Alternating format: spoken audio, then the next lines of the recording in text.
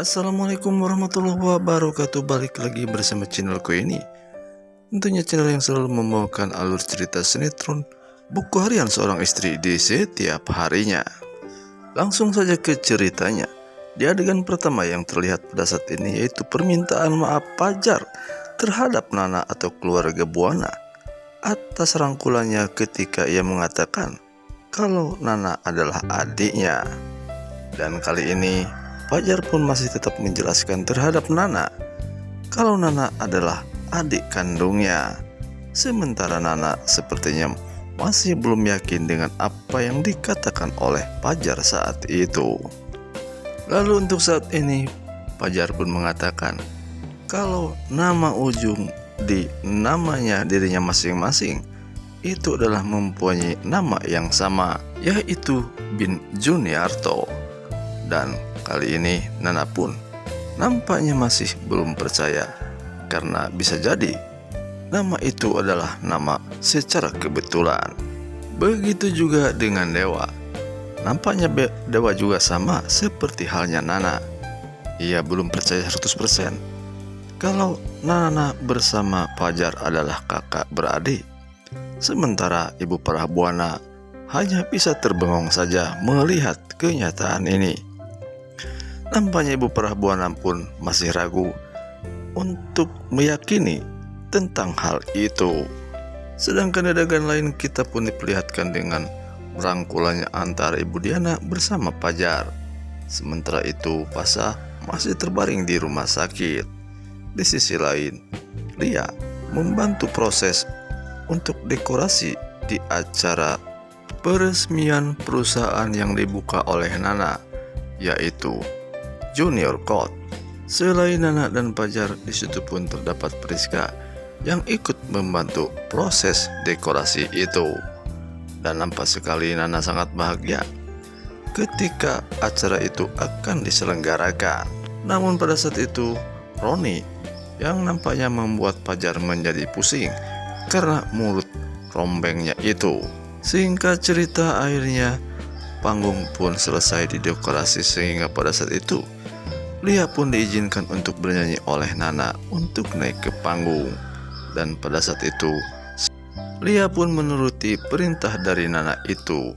Lalu Fajar yang ada di bawah panggung hanya melihat keadaan Cornelia yang sedang bernyanyi.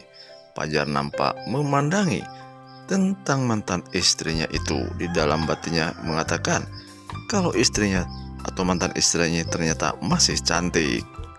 Di sisi lain si Kevin bersama si Alia sedang memperingati 100 harinya meninggalnya almarhum Ibu Rasti, yaitu ibunya daripada si Kevin. Sedangkan di adegan lain pada acara selanjutnya adalah untuk menerbangkan lampion, tentunya berpasang-pasangan di dalam menerbangkan lampion itu. Dan pada saat itu yang pertama adalah Fajar mengajak Cornelia, dan untung saja Cornelia pun mau untuk menerbangkan balon lampion itu. Kemudian Nana bersama Buana atau bersama Dewa. Kemudian pada saat itu Roni, tentunya dengan siapa lagi kalau bukan dengan istrinya. Meskipun sebenarnya si Priska sebelumnya mengajak Roni, namun keburu kepergok oleh Lipia, yaitu istri Roni, sehingga pada saat ini lampion Priska diterbangkan bersama Suketi.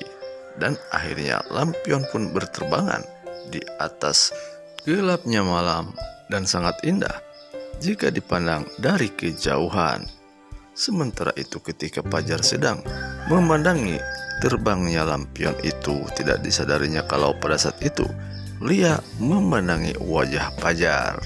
Kemudian Lia pun berbicara di dalam hatinya kalau Mas Fajar ini ternyata masih ganteng. Hingga sekian lama Cornelia pun memandangi wajah Fajar, dan akhirnya rupanya tidak disadarinya kalau pada saat itu Fajar pun melihat kembali kepada wajah Cornelia. Akhirnya pada saat itu Cornelia bersama Fajar pun saling berpandang-pandangan.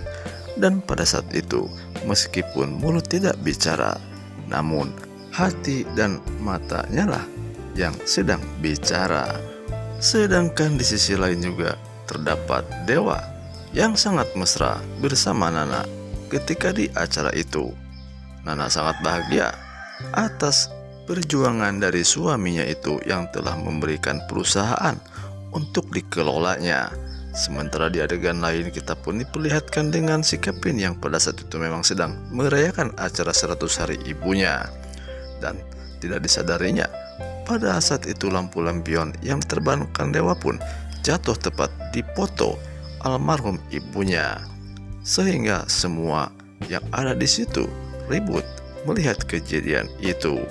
Dan akhirnya Kevin sangat curiga terhadap acara dewa yang sedang diselenggarakan pada saat itu.